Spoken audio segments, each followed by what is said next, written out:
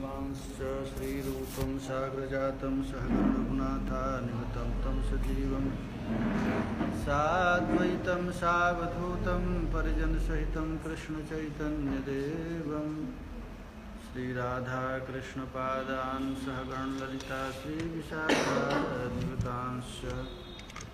अजानुलम्बितभुजौ कनकावदातौ संकीर्तनैकपितरौ कमलायताक्षौ विश्वम्भरौ द्विजवरौ जुगधर्मपालौ वन्दे जगत्प्रियकरौ करुणावतारौ कुचकलशभरार्ता केसरी क्षीणमध्या विपुलतरनितम्बा पक्वबिम्बाधरोष्ठि चरणमयि वयस्मास्कन्धवेन्यस्तहस्तो निधुवनरसपुञ्जं जातिराधानिकुञ्जम् राधाकरावचितपल्लववल्लरीके राधापदाङ्कविलसन् मधुरस्थलीके राधाजसो मुखरमत्तखगावलीके राधाविहारविपिने रमतां मनो मे। ओम नमः परमहंसास्वादित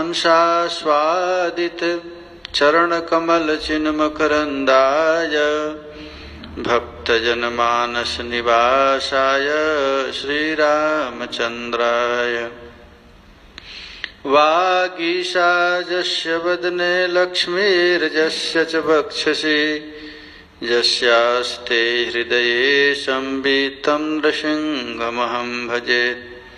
विश्वसर्गविसर्गादिन्नवलक्षणलक्षितं श्रीकृष्णाख्यं परं धाम जगद्धाम नमामि तत्। जय श्री रूप सनातन भट्ट रघुनाथ श्रीजीव गोपाल भट्ट दास रघुनाथे छय गोसाई करिचरण वंदन जहाँ हित विघ्ननाश अभीष्ट पुरन्। वाञ्छाकल्पतरुभ्योश्च कृपा सिन्धुभ्यैव च पतितानां पावनेभ्यो वैष्णवेभ्यो नमो नमः। श्रीमद्भागवत महापुराण की ब्रजरानी राधा रानी की, श्री श्री गिरिराज महाराज की, श्री श्री राधा कुंड श्याम कुंड की जय। जय श्री राधे, जय जय श्री राधे। निताई गौर हरि बोल। परम मंगलमय अकारण करुणा वरुणालय श्री गौरांग महाप्रभु की महती अनुकंपा से हम लोगों को ये सप्त दिवसीय वेणु गीत पर कथा का सौभाग्य प्राप्त हो रहा है। कल हम लोग श्रवण किए कि जिसके हृदय में प्रेम रूपी संपत्ति प्राप्त हो जाती है उसमें दीनता आ जाती है। महाराज, ये दीनता बड़ा कीमती वस्तु है। सबको दीनता आती नहीं है। जब रति की स्थिति में पहुंचते हैं लोग, साधन भक्ति से ऊपर की स्थिति आ सकती रति, भगवान से जब तक प्रीति नहीं होती तब तक दीनता नहीं आती। इस मार्ग का सबसे बड़ी संपत्ति दीनता है, स्वाभाविक दीनता। संसार में मैं सबसे छोटा हूं, मुझसे नीच कोई नहीं है, यह तभी आता है जब भगवान से प्रीति होती है। यहाँ पर हम लोग कल श्रवण किए, ये ब्रज सुंदरियां अपने को कितना छोटा समझ रही हैं। भगवान से प्रार्थना करते हुए कह रही हैं कि हे प्रभु, हम बेकार ब्रज गोपी का शरीर प्राप्त की, हमसे तो अधिक सौभाग्यशाली ये ब्रज के ग्वाला हैं, जो अनवरत प्यारे श्याम सुंदर के साथ खेलते रहते हैं। इसके बाद उन लोगों की दृष्टि बंसी पर जाती है तो ब्रज सुंदरियां कहती हैं, अरे सखी देखो, इस बंसी ने न जाने कौन सी तपस्या की, किस जन्म में कौन सा तप व्रत किया, जिसके फलस्वरूप इतने नीच जोनी में जाने के बाद भी, वृक्षों में भी सबसे नीच बांस का जोनी माना जाता है, जिसमें केवल छिद्र ही छिद्र है, दोष ही दोष है, हृदय में भी केवल पोल ही पोल है, फिर भी प्यारे श्याम सुंदर अपने अधर पर धारण करते रहते हैं, जो हम लोगों का एकमात्र भोग्य वस्तु है। हम लोग जन्म लिए हैं केवल श्री कृष्ण की अधरासोपान करने के लिए, लेकिन उसको केवल एक बंसी प्राप्त कर रही है। इसके बाद गोपियां देखती हैं वृंदावन की। देखिए, प्रेम जब प्रकट होता है तो लगता है वो बड़ा है, वो बड़ा है, वो बड़ा है, देखो देखो हमसे तो अधिक सौभाग्यशाली वो है। जब अपने पर दृष्टि जाती है तब महाराज भक्ति नष्ट हो जाता है। अपने पर मैं भी कुछ हूं, मुझ में कुछ है, तभी भगवान हमसे प्यार करते हैं, तो भगवान उसे त्याग देते हैं, जाओ। भगवान साधन साध्य नहीं, भगवान कृपा साध्य हैं। साधन के बल पर भगवान को प्राप्त नहीं किया जा सकता है। यदि साधन से भगवान मिलते तो साधन बड़ा हो जाता, भगवान छोटे हो जाते। इसलिए भगवान केवल कृपा साध्य हैं। ये ब्रज सुंदरियां देखिए सभी जगह अपना दृष्टि डाल रही हैं और दृष्टि डाल करके देख रही हैं, हम लोगों से तो अधिक सौभाग्यशाली ये वृंदावन का भूमि है। गोपी लोग कहती हैं, वृंदावनम सखी भुवो वितनोति कीर्तिम, जद राम कृष्ण चरण स्पर्श प्रमोद। अरे सखी देखो, ये वृंदावन कितना बड़भागी है। जो हम लोगों की अपनी संपत्ति है वो श्री कृष्ण का चरण कमल। यह चरण कमल कहाँ घूम रहा है? तो वृंदावन की छाती पर। ये कितना बड़भागी है ये वृंदावन। देखो, यह पूरे भूमंडल में यह पृथ्वी धन्य है और इस पृथ्वी पर वृंदावन है, इसलिए वृंदावन पृथ्वी की कीर्ति को बढ़ा रहा है। कहाँ तक कहें, यह वृंदावन बैकुंठ इत्यादि से भी श्रेष्ठ है। बैकुंठ में भी भगवान जूता चप्पल पहनते हैं, भगवान खड़ाओं पर पहनते। ऐसे भागवत में है, सनकादिक लोग आए हैं तो भगवान खड़ाओं पर चल रहे थे।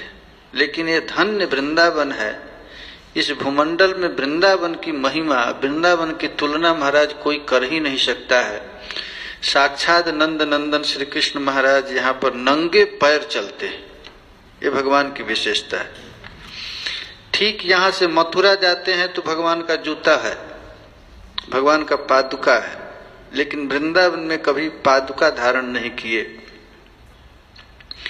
यहाँ पर श्री कृष्ण जब अपने पैर को पृथ्वी पर रखते थे वृंदावन के भूमि पर, तो श्री कृष्ण के चरण कमल में जो चिन्ह है, चरण चिन्ह है, वो प्रकट हो जाता था। और एक एक चिन्ह को महाराज पृथ्वी मिटाती नहीं थी, हमेशा रखते थे। श्री कृष्ण के चरण में अर्ध चक्र है, अर्ध चंद्र है। देखो भक्त लोग महाराज इसका ध्यान करते हैं। खास करके हम लोग जब श्री कृष्ण के चरण कमल को अपने हृदय पर धारण करते हैं और श्री कृष्ण की चरण की सेवा करते हैं, उस समय नियम यह भी है कि भगवान के चरण में जो चिन्ह है उसको ध्यान करना, और उस ध्यान की महिमा है। भगवान के चरण में चक्र का चिन्ह है, अर्ध चंद्र है, जव है, अष्टकोण है, कमल है, छत्र है, त्रिकोण है। ये एक एक चिन्हों की बड़ी भारी महिमा है। अंबर है, धनुष है, स्वस्ति का चिन्ह है, वज्र, गोस्पद, शंख, मीन। महात्मा लोग सुबह सुबह उठ करके श्री कृष्ण के चरण चिन्हों का ध्यान करते हैं। किस चरण के चिन्ह से क्या फायदा मिलता है, यह भी है। वज्र का चिन्ह क्यों कहते हैं? यदि पहाड़ जैसा भी पाप हो तो वज्र का चिन्ह का धारण करने से हमारा छिन्न भिन्न हो जाता है। पद्म का है, भगवान के श्री कृष्ण के चरण कमल में कमल का चिन्ह है। कमल का चिन्ह ध्यान करने से हृदय में प्रेम प्राप्त होता है। पका हुआ जाम्बू फल है। इस तरह ठाकुर जी के चरण कमल में 19 चिन्ह है महाराज। तो इन चरणों के चिन्हों को चरण चिन्हों को महाराज भक्त लोग ध्यान करते हैं। यहाँ तक कि है भगवान अपने चरण में प्रणत जनों के काम इत्यादि जो शत्रु हैं, काम, क्रोध, मद, लोभ, ये षड रिपु हैं, उसको यदि कोई चक्र का ध्यान करता है। देखो बड़ा सुंदर गोविंद लीलामृत में कृष्णदास कविराज गोस्वामी ने श्री कृष्ण के चरण चिन्हों की फलश्रुति का वर्णन किया है। सुनने से या ध्यान करने से क्या फल मिलता है। तो श्री कृष्ण के चरण के अंगूठा के नीचे चक्र का चिन्ह है, ये भक्त लोग ध्यान करते हैं। उसका यदि कोई ध्यान करता है तो हमारे हृदय में जो काम है, क्रोध है, ये खड रिपु है। महाराज हम लोग बाहर के शत्रु से तो सावधान रहते हैं और हमारे हृदय में ही ये डकैत बैठे हुए हैं, चोर बैठे। हमारी आनंद रूपी दिव्य संपत्ति को प्रति क्षण ये लोग छीन कर रहे हैं, नष्ट कर रहे हैं। ये खड रिपु है, दुश्मन है। तो उन दुश्मन को नष्ट करने का कोई उपाय है? तो कहते हैं हाँ, श्री कृष्ण के दाहिने चरण के अंगूठा के नीचे जो चक्र का चिन्ह है, उसका यदि कोई ध्यान करता है तो महाराज ये खड रिपु भाग जाते हैं।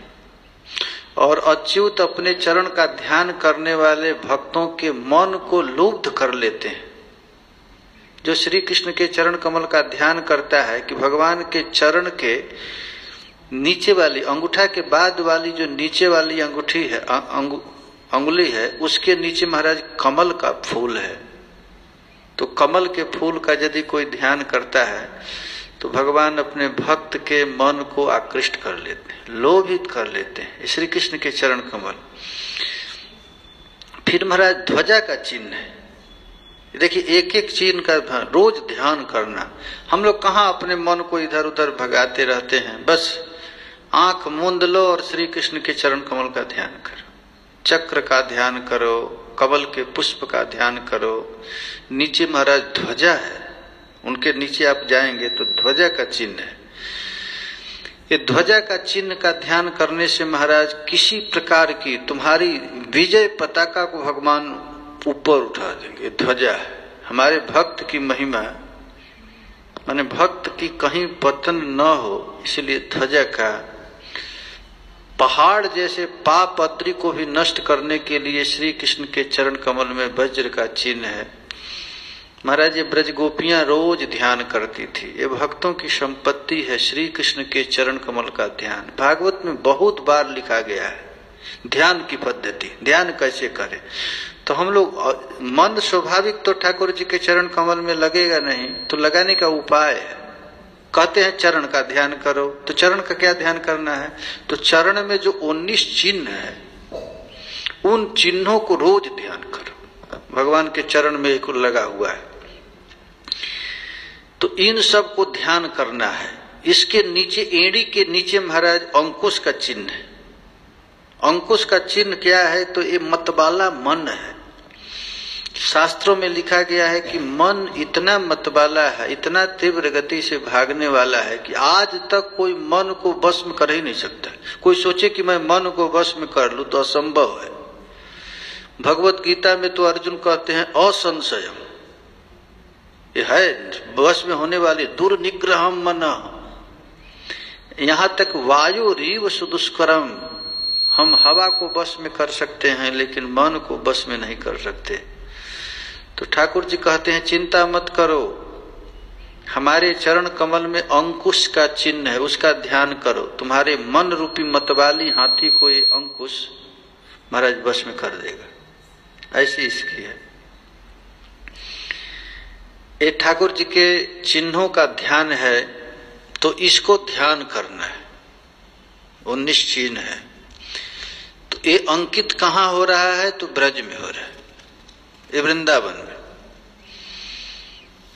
तो इसको ध्यान करने से चित्त शांत होता है मन में। गोपियां महाराज कहती हैं, धन्य है ब्रजभूमि, धन्य है वृंदावन। ये वृंदावन की महिमा तो देखो, यह धरणी धन्य है, महामहिमा है, इसकी मंडित है। देखो तो सही, श्री कृष्ण इसके वक्षस्थल रूपी वृंदावन के ऊपर स्वाधीन भर्तिका जैसा उसके वक्ष पर पद के अंक की रचना की है श्याम सुंदर महाराज। जब श्री कृष्ण जैसे चरण रखते हैं तो ठाकुर जी के जितने भी 19 चिन्ह है अंकित हो जाता है।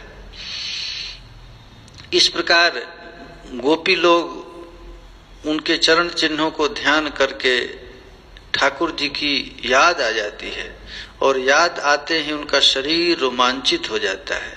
आ रे भी रे, ठाकुर जी का आलिंगन करते करते महाराज जी बात करती हैं।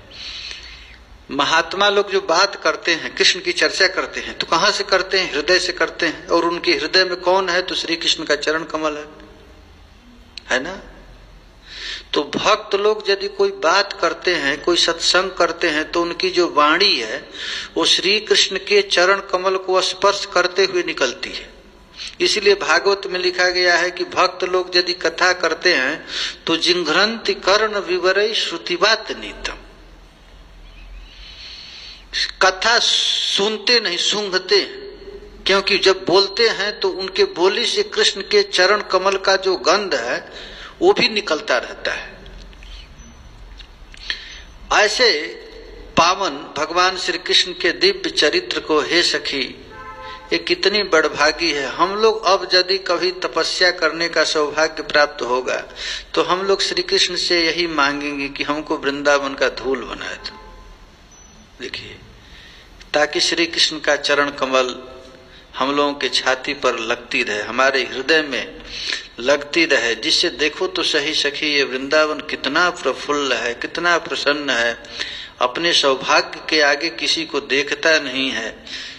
ऐसी किशोरी जी की सखियां महाराज इस प्रकार वृंदावन की महिमा बताती। देखिए, एक वेणु गीत है ना, एक एक श्लोक में गोपी लोग प्रशंसा कर रही हैं इनको। सबसे बड़भागी कौन है? गोपी लोग। जो बड़ा आदमी होता है ना, सोचता है कि मैं सबसे छोटा हूं। बड़ा होने का उपाय क्या? अपने को सबसे छोटा समझ जाओ। इस संसार से पार होने का उपाय क्या है? अपने को सबसे छोटा समझ जाओ। जब हनुमान जी लंका जा रहे थे तो लंका जाते समय बड़े बड़े विपत्ति आए, लेकिन उस विपत्ति से वो सोचे कि मैं थोड़ा बड़ा होकर के पार कर लूं, लेकिन फेल हो जाते थे। रास्ता में कौन राक्षसी मिली थी? सुरसा ना। जस जस सुरसा बदन बढ़ावा, तास दुगुन कपि रूप दिखावा। सुरसा जब आई भगवान और हनुमान जी को देखी तो हनुमान जी को खा जाना चाहिए। तो सुरसा यदि 16 हुई तो हनुमान जी 32 हो गए। वो जब 32 हो गए तो ये 64 हो गए। सोचे कि अब तो हमसे पार नहीं पाएगी, हम बड़ा होते जा रहे हैं, हमसे बड़ी होती जा रही है, अब मैं क्या करूं? तो हनुमान जी को पता था, भगवान राम जाते समय कहे थे कि देखो जा रहे हो, हमेशा हमारा ध्यान करना। तो भगवान राम का ध्यान कहे तो देखो, स्त्रियों से कभी अपने को बड़ा नहीं समझना चाहिए, ये उपाय है। हनुमान जी को तुरंत बुआ गया, अरे ये तो सुरसा नाम की स्त्री है, इसको मैं अपना ऐश्वर्य दिखा रहा हूं। देखो भाई, स्त्रियों से जो अपने आप को बड़ा समझता है, स्त्री पकड़ कर उसे नीचे झुका देती है किसी को भी। तो हनुमान जी को ज्ञान आ गया, स्त्रियों से बड़ा होकर के तो कोई पार हो नहीं सकता है। तो उसी समय मशक समान रूप कपिधरी, तुरंत मच्छर बन गए। अब मच्छर बन करके उसके मुंह में घुस गए और घुस कर कान से निकल गए, पार हो गए। तो छोटा बन जाओ, बस एक ही उपाय। भक्ति मार्ग में यदि करना है तो स्त्री ही नहीं, हमारा गौर महाप्रभु तो कहे कि तृण से भी छोटा बनो। जब तक छोटा बनेंगे नहीं तो महाराज इस मार्ग में प्रवेश होगा नहीं। भक्ति रसामृत सिंधु में लिखा गया है कि भक्ति महारानी का दरवाजा बहुत छोटा है, कोई सिर उठाकर उसमें घुस नहीं सकता, कोई घुस ही नहीं सकता। थोड़ा सा भी अहंकार होगा तो भक्ति कर नहीं सकता है। भक्ति करने के लिए क्या करना पड़ेगा? तो अपने आप को छोटा समझना पड़ेगा। कितना छोटा? तो सबसे छोटा। कितना छोटा? तो तृण से भी अधिक छोटा। चैतन्य महाप्रभु त्रीणादपि, पंचमी विभक्ति है ना, पंचमी की एक है, एक पंचमी विभक्ति का है, एक वचन का है। त्रीणादपि, घास से भी अधिक सहनशील बनो, तब भक्ति मार्ग प्राप्त होगा। हम अब भक्ति की आचार्य कौन है? तो ब्रज गोपियां हैं।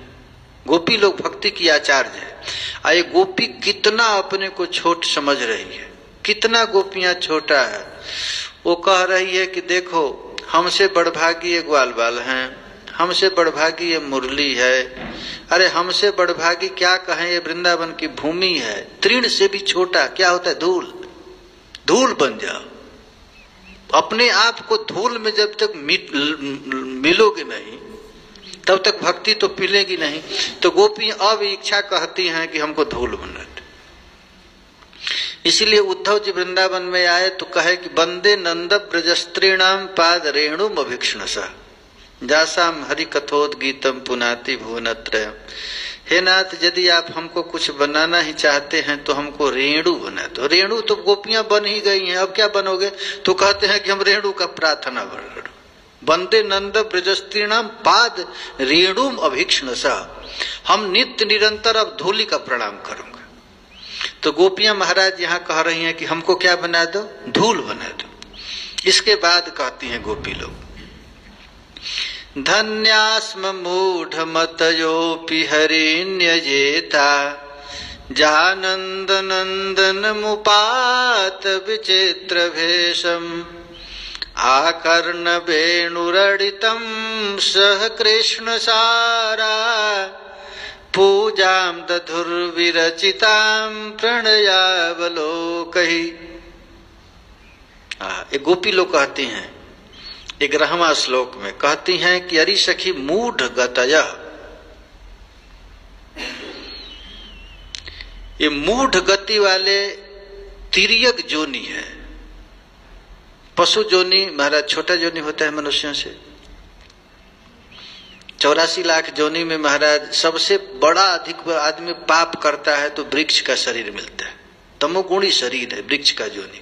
बेचारा चल सकता है, न खा सकता है, न कुछ बोल सकता है, मर जाएगा लेकिन पानी नहीं मांग सकता है, कोई काटेगा लेकिन मना नहीं कर सकता है।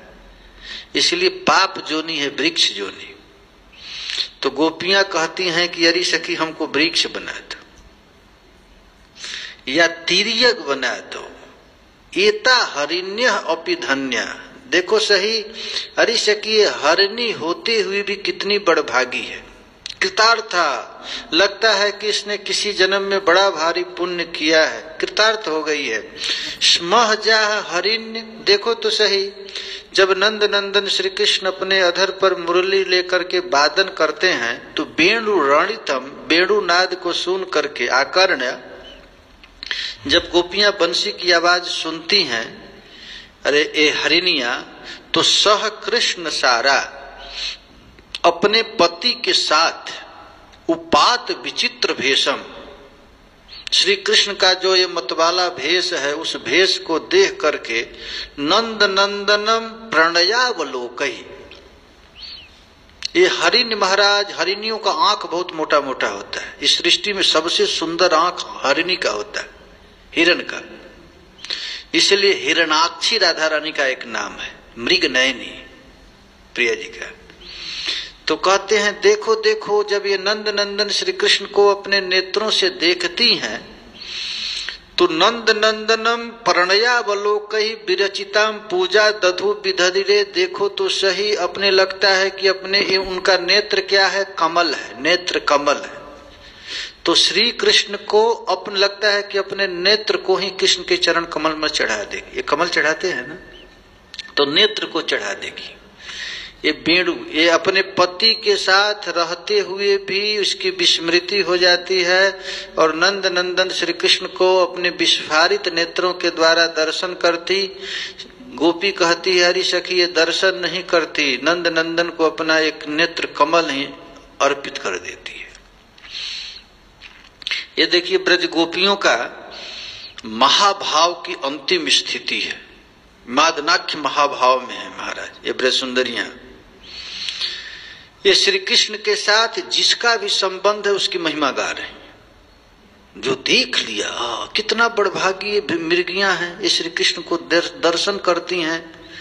मूढ़ गति होने के बाद भी विवेकहीन है, पशु जाति है, इनको कोई भी अधिकार नहीं है। देखो पशु लोग क्या मनुष्यों के सौंदर्य को देखेंगे, लेकिन देखो तो सही हिरनिया नंद नंदन श्री कृष्ण को देख करके ये मनुष्य जैसा बुद्धि इसको मिल गया है, मनुष्योचित बुद्धि हो गया है। आए हिरनिया सब कुछ छोड़ करके कृष्ण लीला के चित्र मानो प्रत्यक्ष की तरह अनुभव कर रही है, दर्शन कर रही है, देख रही है श्री कृष्ण की। ये देखिए अद्भुत चमत्कार है। ये श्री कृष्ण के रूप का 4 चमत्कार है। ठाकुर जी का रूप माधुरी है ना, सुखदेव जी खासकर रूपासक्त महात्मा है। ठाकुर जी के रूप पर आकर्षित होकर के आए। सभी के अद्भुत चमत्कार अर्थात श्री कृष्ण के रूप को देख करके इस पृथ्वी में तहलका मच जाती है, ऐसा हो जाता है। अर्थात महाराज भक्त वृंद के चित्त को ठाकुर जी का ये मुरली खींच लेती है और अपने निनाद के द्वारा, अपने आवाज के द्वारा संपूर्ण जीव जगत के चित्त को आकृष्ट कर ली है और जड़ात्मक जड़ और चेतन को भी महाराज बुद्धि दे दी है, सोचने की शक्ति दे दी है। यह श्री कृष्ण की महाराज रूप की माधुरी है। ये बृहद तोषणी में जीव गोस्वामी पास कहते हैं श्लेषणम नंदम साक्षात आनंदयति परमानंद घन मुत्तिर तीर्थ्य। नंद नंदन उक्ति से साक्षात आनंद को ही यहाँ पर परमानंद घन मूर्ति गोपियां कह रही हैं। श्री कृष्ण का जो रूप है जानंद नंदन मुपात विचित्र भेष, ये विचित्र भेष श्री कृष्ण का है। इसमें पुरुष स्थावर जंगम सबके चित्त को आकृष्ट करते हैं। ये श्री कृष्ण का जो रूप है महाराज, इसको रूप को देखकर स्त्री ही नहीं आसक्त होती है, पुरुष भी आसक्त हो जाते हैं। कोई कहते पुरुष ही नहीं आसक्त होते, जड़ भी आसक्त हो जाता है, जड़ ही नहीं चेतन भी आसक्त हो जाता है। श्री कृष्ण का रूप है यहाँ तक कि लक्ष्मी कांत याति अवतारे हरे मन।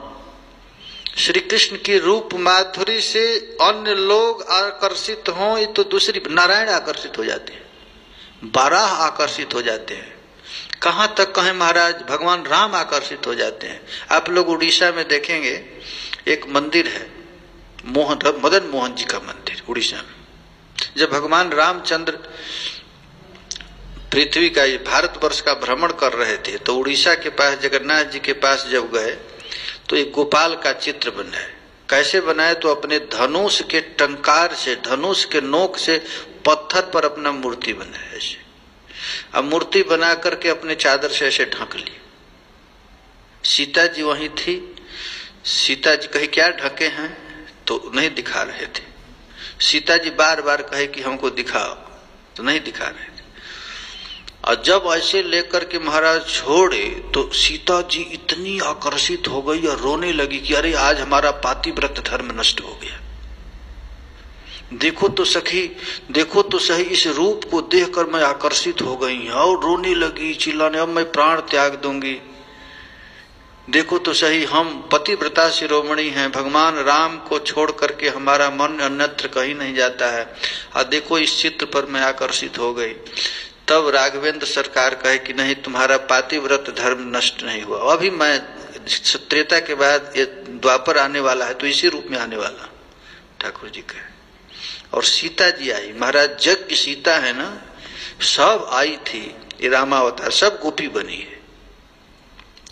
तो ये भगवान का जो कृष्ण का जो रूप है तो लक्ष्मी कांत यादि अवतारे हर मन। लक्ष्मी कांत भगवान नारायण, भगवान राम, भगवान सिंह, वामन, परशुराम, जितने भी ठाकुर जी के अवतार है, ये अवतार समूह भी श्री कृष्ण की रूप माधुरी को देख करके आकर्षित हो जाता है। लक्ष्मी आदि नारी गौण करे आकर्षण। आप लोगों को तो पता ही है वृंदावन में लक्ष्मी जी तपस्या कर रही है बेलवन में, कि लक्ष्मी कौन है, तो नारायण की पत्नी है, पतिव्रता शिरोमणि है, और तपस्या किस लिए कर रही है कि गाय के चरवाहा हमारा पति प्राप्त हो जाए। देखिए लक्ष्मी आदि नारी गुण करे आकर्षण, ये श्री कृष्ण की रूप माधुरी क्या है कि सब लक्ष्मियों को भी चित्त को आकर्षित। अरे छोड़ो लक्ष्मी, लक्ष्मी तो विदग्ध शिरोमणि है, श्री कृष्ण की रूप माधुरी क्यों जानती है।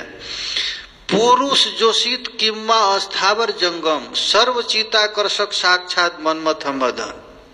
ये श्री कृष्ण कौन है, तो पुरुष जोशित, पुरुष स्त्री, अस्थावर जंगम पेड़ पौधा पशु पक्षी कीट पतंग, सर्वचिताकर्षक साक्षात ब्रजेंद्र नंदन। ये श्री कृष्ण समस्त जगत के चित्त को आकृष्ट करने चाहते।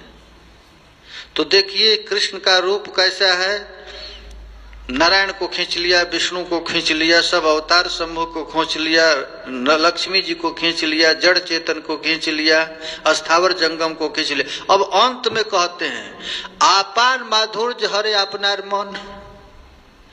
कभी कभी शीशा में अपना रूप देखते हैं तो अपने भी मोहित हो जाते हैं। ये कृष्ण का है ना, जन मर्त्य लीलो पैकम सचोगम, श्रीमद् भागवत में लिखा गया है।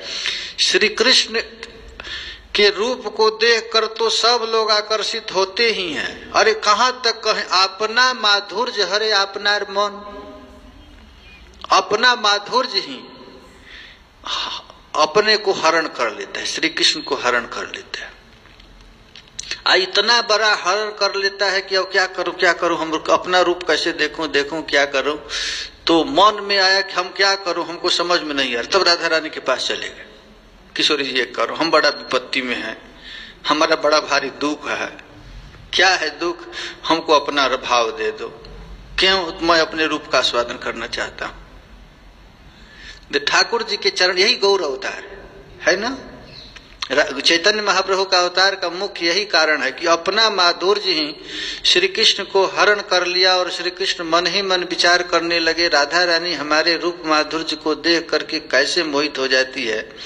तुम्हारे अपने चाहे करते आलिंगन, श्री कृष्ण अपने ही रूप को देखकर आलिंगन करना चाहते, मिलना चाहते। ऐसी कृष्ण की मधुरिमा है। यहाँ पर ब्रज सुंदरियां कहती हैं कि देखो सखी, ये हरिनिया नंद नंदन का बनमाला, मयूर पुक्ष चूड़ा गुंजार आदि से युक्त विचित्र भुवन मोहन माधुर मधुर मूर्ति को देख करके अपने आप को रोक नहीं सकी और अपने पति के साथ रहते हुए भी इसका चित्त ऐसे निहार रही है, लगता है कि अपने आंख को श्री कृष्ण के चरण कमल में अर्पित कर देगी, अपने नेत्र को कृष्ण को दे ही देगी। वास्तव में पशुओं को ये सब ज्ञान नहीं होता है। अब कोई स्त्री कितना भी सुंदर सज धज करके चले तो गाय देखेगी, भैंस देखेगी, नहीं देखेगी ना महाराज, कोई देखेगा नहीं। लेकिन ये कृष्ण की माधुरी ऐसा है कि अस्थावर जंगम सबके चित्त को विमुग्ध कर देता है, मोहित कर देता है। यह श्री कृष्ण की रूप माधुरी है। हे सखी, मुरली की कलनाद कमनीय उन्नत ज्ञान और कृष्ण मुख का दर्शन कर रही है। इन हरिणियों ने लगता है जरूर किसी जन्म में कठोर तपस्या की होगी। इन नयनों की प्रचुर कमनीयता, सबसे श्रेष्ठ वस्तु जो श्री कृष्ण है उसको दर्शन कर रही है। यह कितनी बड़भागिनी है। देखिए बड़भागी कौन है, हिरनी बड़भागी नहीं है, बड़भागी गोपीजन। अरे इतना प्यार है गोपियों के हृदय में, ऐसे इन गोपियों के प्यार के लिए नारद भक्ति सूत्र में कहा गया बस एक ही महात्मा है, वो गोपियां है और कोई नहीं। देखो आज महात्मा जी कह रहे थे, हम लोग जा रहे थे राधा कुंड, तो कहे कि गोपी बनना सरल चीज है, मंजरी बनना बड़ा कठिन काम है। गोपी तो कोई भी बन जाएगा, ये मंजरी भाव और कठिन काम है। सहचरी बनना सरल है, लेकिन मंजरी माने कुछ जिसका मन जल गया, कुछ भी है नहीं, है ही कुछ नहीं। वह प्रिया लाल के अतिरिक्त कुछ जानती ही नहीं, न जानने की इच्छा रखती है। यह मंजरी भाव इतनी कठिन काम है। ये गोपियां महाराज रो रो करके ये वर्णन कर रही हैं कि देखो सखी, हमको क्या बना दो, हिरण बना दो, हरिणी बना दो। ये गोपियां कह रही। अब कहती हैं, कृष्णं निरीक्ष बनितोत्सव रूपशीलं श्रुत्वा च तत्क्वणित वेणु विविक्त गीतम् देव्यो विमान गतय स्मरनुन्नसारा भ्रश्यत् प्रसन्न कवरा मुमुहुर्विनिव्यः। अब ब्रज सुंदरियां ठाकुर जी के रूप माधुरी का वर्णन करते करते कह रही हैं कि बनितोत्सव रूपशीलम, ये कृष्ण का अवतार किस लिए हुआ है? पुरुष के लिए नहीं हुआ, केवल स्त्री के लिए हुआ। यहां गोपियां कहते हैं बनितोत्सव रूपशीलम, इसीलिए आज तक सृष्टि में जितने भी महात्मा हुए वो कभी पुरुष बनना नहीं चाहे, हमको गोपी बना दो, हमको स्त्री बना दो। नरोत्तम दास ठाकुर का पद है ना, हमको स्त्री बना दो। कृष्ण का एक रूप है बनितोत्सव रूपशीलम, बनिता अनुराग जोग्या स्त्री जात यह तासाम उत्सवो जस्मा तद रूपम शीलम जस्यतम। स्त्री का अर्थ होता है क्या? अनुराग युक्त, अनुरागी बनना। ये रूप महाराज। तो ये बनितोत्सव रूपशीलम कृष्णम निरीक्ष तत् क्वणित वेणु विविक्त गीतम त्वत् क्वणितः। कहते हैं कि जब नंद नंदन श्री कृष्ण त्रिभंग ललित मुद्रा में खड़े होकर के जमुना जी के तट पर महाराज बंशी नाद करते हैं और उस बंशी नाद को सुनती हैं, श्रुत्वा च विमान गतयः, उनकी बंशी की आवाज स्वर्ग की अप्सराएं सुनती हैं। तो महाराज जब अप्सराएं सुनती हैं तो विमान पर चढ़ करके अपने पति के साथ आ जाती हैं। कहां पर? वृंदावन के आकाश में, और ठाकुर जी की रूप माधुरी को देखने लगती हैं। तो देखते देखते पति के साथ रहते हुए भी उनकी नीवी बंधन खुल जाता है, केस पास खुल जाता है। यहां तक देव्यो विमान गतय स्मरनुन्नसारा भ्रश्यत प्रसून कबरा मुमुहुर निनिव्य। दो चीज खुल गया, चोटी खुल गया और नीवी बंधन खुल गया, ढीली पड़ गई। ये देखिए, ये ब्रजसुंदरियों, ये कौन देवताओं की, अप्सराओं की स्थिति हो गई देख करके। परम प्रेम की परिपक्व दशा से ऐसे देन उद्रिक हुआ करता है। उज्जवल नीलमणि में कहते हैं महाराज, ये जो दीनता है ना, दीनता लाया बनिया लोग जैसे नकली दीनता दिखाते हैं ना, ले लो नीच बनते हैं। किस लिए? पैसा के लिए। अभी इलेक्शन चालू होगा तो एमपी विधायक जितने हैं वो दीन हैं, हम सेवा करेंगे। नकली दीनता, समझ रहे? दीनता नहीं है, नकली दीनता। असली दीनता कब प्रकट होती है? तो बृहद भागवतामृत में लिखा गया है, दैन्यस्तु परमम प्रेम परिपाके न जायते। जब प्रेम की परमावस्था को प्राप्त होता है तब दीनता आती है। श्री चैतन्य महाप्रभु प्रकाशानंद सरस्वती की सभा में जाकर कहां बैठ गए? जूते के पास, नाली के पास, जहां पैर उड़ धोते। स्वाभाविक दीनता, प्रेम होता है तो दीनता आएगा। कहते हैं दैन्यस्तु परमः प्रेम न परिपाके न जायते। जो नकली दैन्यता होती है तो अपने स्वार्थ बनाने के लिए होता है। सबसे अधिक नकली दैन्यता किसको होती है? बनिया लोगों को होती है ना। किसको होती है? स्वार्थ है ना, स्वार्थ। ओ बाबू जी आओ, आए कस्टमर को खींचने के लिए, दुकान के लिए। प्राइम मिनिस्टर को दीनता होगी, दीनता, हम आपकी सेवा करेंगे, भले करे ना, नाटक करे, ये दीनहीन है सब। लेकिन ये भक्तों का दीनता गधा के पास से लौट जाएंगे। भागवत में लिखा गया, प्रणमित दंडवत भूमौ आसु चांडाल गोखरा। जब भक्ति प्राप्त होती है तो गधे को दंडवत करता है, आंसू कुत्ते को दंडवत करता है। क्यों दंडवत करता है? कि वो गधा नहीं दिखता, अपना प्यारा दिखता है सर्वत्र। यही दैन्यता है। तासाम गोकुल नारीणाम इव कृष्ण वियोगतः। बृहद भागवतामृत में श्रील सनातन गोस्वामी पाद कहते हैं, अरे यार दीनता देखना है तो ब्रज में गोपियों के पास चले जाओ। ये गोपियां महाराज दैन्यता की मूर्ति हैं। चरण कमल देव जहां जो आता है हमको गिर जाती है, हे हिरणी तुम हमको नंद नंदन को दिखा दो।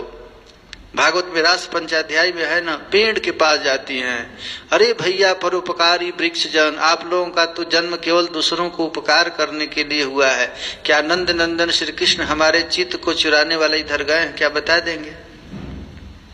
तुम्हारा जो बोला नहीं। तुलसी के पास जाती हैं, क्वचित तुलसी कल्याणी गोविंद चरण प्रिय। अरे तुलसी तुम तो हमेशा सदैव श्री कृष्ण के चरण कमल में ही रहती हो, क्या हमारे प्यारे श्याम सुंदर को दिखा देगी? ये दीनता है। गैया के पीछे पीड़ित पड़ जाती हैं, पशु के पीछे, पहाड़ के पीछे। यही है महाराज, ये प्रेम की क्या स्थिति है। प्रेम कितना महंगा वस्तु है। प्रेम बस गौर महाप्रभु कहते हैं, प्रेम धन बिनु व्यर्थ दरिद्र जीवन, दास करी वेतन मोहि देह प्रेम धन। हे नाथ हम नौकर बन जाऊंगा, नौकरी के बदले में मुझे प्रेम दे दो। ये प्रेम अलौकिक वस्तु है। जो भी हो, किसी गोप सुंदरी ने बार बार प्रशंसा हिरनी की है, ग्वाल बालों की है, बंसी की है, वृंदावन की है। अब किसकी कर रही हैं? स्वर्ग की अप्सराओं की। धन्य है, धन्य है। देखिए स्वर्ग की अप्सरा क्या प्रेम करना जानती है। अरे ठाकुर जी के रूप देखकर क्षणिक आकर्षित हो गई, लेकिन ये गोपियों में तो नित्य निरंतर श्री कृष्ण की प्रेम की धारा अनवरत चल रहा है। अब देखिए इन लोगों की दृष्टि जब गई आकाश मार्ग में, तो कहने लगी कि अरे सखी क्या तक कहें। हाँ, ये देखो देखो, ये देव बधुएं कितनी बड़ी बड़भागिनी हैं। हम लोग कितने अभागे हैं कि हम लोग बंसी की आवाज से वंचित रह जाती हैं। रासलीला में गोपियां कहती हैं कि देखो ये बंसी की आवाज क्या है। कास्त्रंगते कल्पदायत मूर्छितेन, या एक पाठ भेद है। कास्त्यंगते कल्पदा यत वेणु गीतम सम्मोहितारि चरिता न चले त्रिलोक्याम। तीनों लोकों में ऐसी कौन सी स्त्री है जो श्री कृष्ण की वेणु ध्वनि को सुन करके अपने आर्ज पथ पर स्थित रहे? ऐसी कोई है क्या? अरे साधारण स्त्री की तो बात ही क्या, त्रैलोक्य सौभगमिदं च निरीक्ष रूपम जद गोत्विज द्रुम मृगा पुलकान बिभ्रन। श्री कृष्ण की रूप माधुरी को देख करके लक्ष्मी ललायित हो गई, ये तो कोई बात नहीं। अरे यहाँ तो गैया, पशु, पक्षी, पेड़ पौधा, मृगा, ये सब पुलकान बिभ्रन। श्री कृष्ण की रूप माधुरी को देख करके क्या हो गया है? पशु पक्षी रोमांचित हो रहे हैं, पुलकावली को प्राप्त हो रहे हैं। असल बात है ना, यहाँ पर कथा हो रही है तो केवल कथा ही हो रही है, इसमें तो कुछ हो नहीं रहा है। हंसाने उसाने वाला तो कुछ काम नहीं हो रहा है ना। लोग सीरियस हो रहे हैं कि क्या है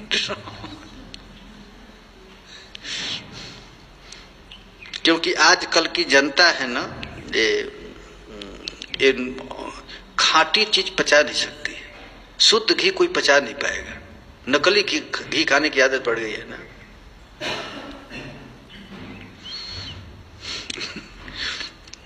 एक आया था व्यक्ति, उसको सरसों का तेल, प्योर सरसों का तेल दे दिया गया, कहा कि हमसे नहीं पचेगा। हम लोग नकली तेल खाने की आदत पड़ गई है। तेल भी नकली होता है ना।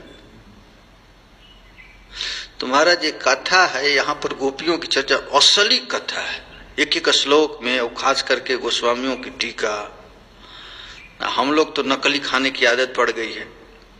और असली चीज क्या है? हरे कृष्णा कृष्णा कृष्णा हरे हरे, हरे राम राम राम हरे हरे। तो लगता है, हम चेहरा लोगों का देखते हैं तो लगता है कि भार हो रहा है सब ना। नींद भी आ रही है किसी किसी को। हरे कृष्णा हरे, वास्तव में इसलिए कलयुग में जो चीज चलता है ना, अच्छा बीच बीच में गाना चलना ठीक होता है ना, क्योंकि लोग नींद तो टूटेगी कम से कम हरे कृष्ण कृष्ण कृष्ण हरे हरे, हरे राम राम राम हरे हरे। हरे को पहले कथा करते थे लोग, वृद्ध लोग मैं देखा, पहले रामानुज गुरु जी कथा करते थे तो 4 घंटा 5 घंटा 6 घंटा एक आसन से बैठ कर केवल बोलते जाते, न उसमें गाना न बजाना कुछ नहीं, केवल कथा ही कथा, सांस भी नहीं लेते, फट बोलते, और लोग सुनते भी थे।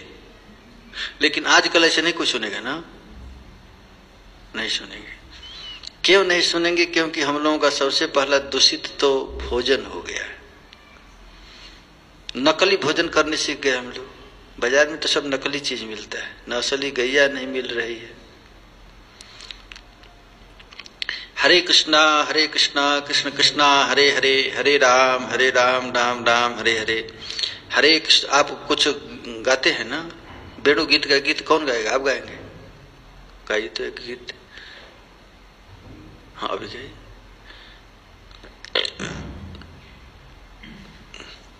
इनके साथ और कौन गाएंगे?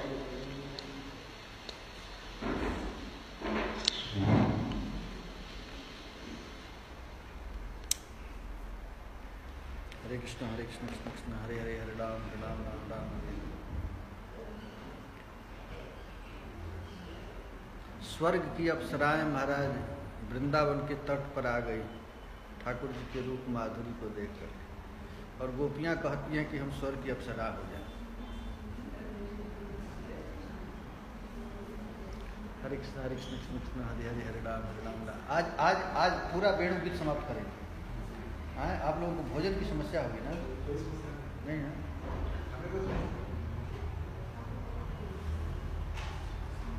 हरे कृष्ण कृष्ण कृष्ण हरे हरे, हरे राम राम राम हरे हरे, हरे कृष्ण कृष्ण कृष्ण हरे। कल तक तो 3 श्लोक हुआ वेणु गीत का, आज पूरा करेंगे।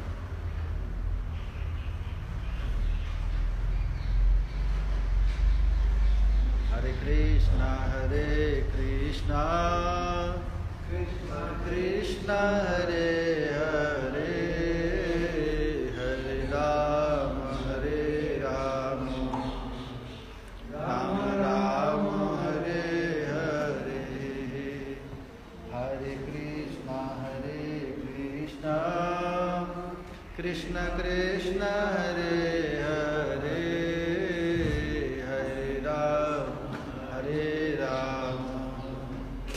राम राम हरे हरे। हरे कृष्णा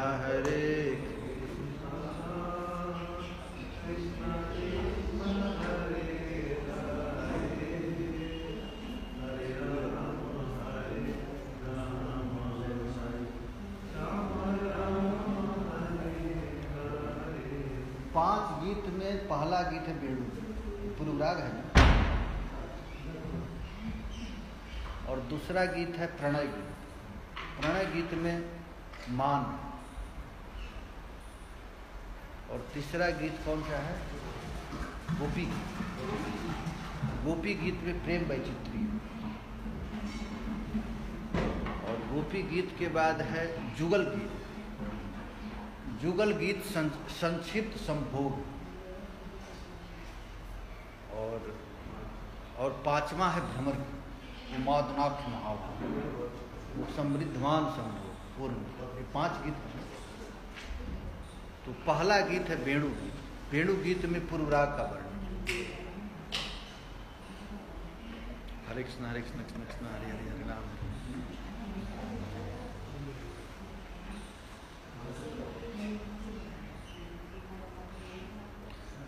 बहुत जन्म भजन करने के बाद महात्मा का जो नहीं मिलता है, गई मैं तो हम आपको महात्मा का शरीर, महात्मा माने कि हम इस जन्म केवल भजन करेंगे। जो जन्मनाथ बनते कहाँ है, तो इसीलिए बहुत जन्म करने के बाद फिर जाके ऐसा, ये माने एक ऐसा शरीर मनुष्य का मिले कि जीवन भर केवल महात्मा ही बन रहा है। महात्मा माने कि ये नहीं कि बाबा जी बन गया, ये यही महात्मा ने कि भजन करना। मत मानस माम पार्थ दैवी प्रकृति मां से, दैवी प्रकृति का हो जाए। तो जो महात्मा बन गए हैं, जो भगवान का भजन करते हैं, जो जीवन का लक्ष्य केवल भजन ही बना दिए और कुछ नहीं करना है, हमको केवल भजन करना है। तो ये महाराज अंतिम जन्म है। गाय गाय गाय हरे कृष्ण कृष्ण कृष्ण हरे हरे हरे राम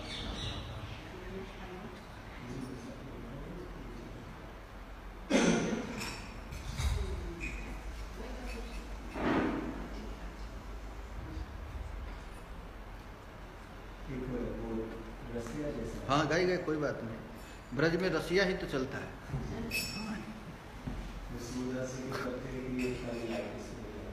आप लोग को, आपको पता है ब्रज में गांव भी है रसिया, जानते हैं?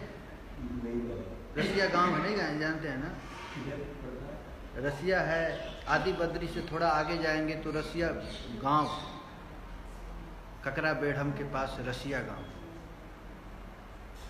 तो वहाँ ठाकुर जी को गोपियाँ स्त्री बनाई थी, गोपी बनाई। वही है ना, रसिया को नारी बनाओ री रसिया को, वो रसिया गांव है। तो यहाँ का मुख्य भजन रसिया है।